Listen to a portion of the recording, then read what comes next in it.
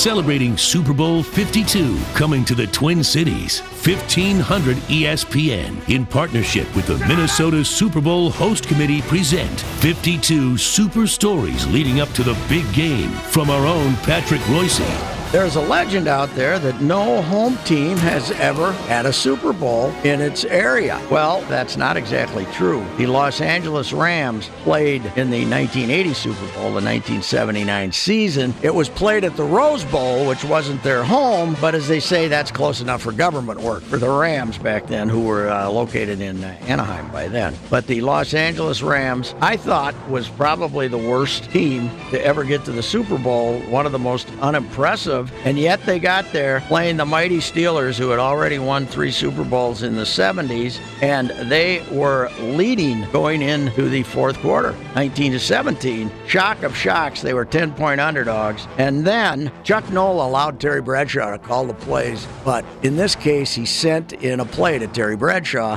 to do a little pump fake and throw it along to John Stallworth. Lynn Swann was out of the game because of injury. The legend is that Bradshaw almost called an audible because he didn't think the play was going to work. 73-yard touchdown pass to John Stallworth. He went 30 yards after he caught it behind the defense. And Bradshaw dropping back.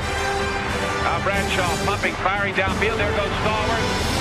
He pulls it in at the 30, the 20, the 10, the 5, and it's a touchdown for Pittsburgh on the ball to Stallworth. Bud Carson was the defensive coordinator for the Rams, and he said, "I will go to my grave with this defensive call," after Stallworth hit that touchdown. The last of their 4 Super Bowl victories during that fantastic run. Terry Bradshaw kind of famously stood on the field afterwards and looked all around the Rose Bowl, and he said, "I felt that for this bunch of Steelers that the run was over, and I wanted to stay out there and take it all in." And he was right. But isn't it amazing about football? This was the greatest team of all time, I think, the Steelers of the 70s.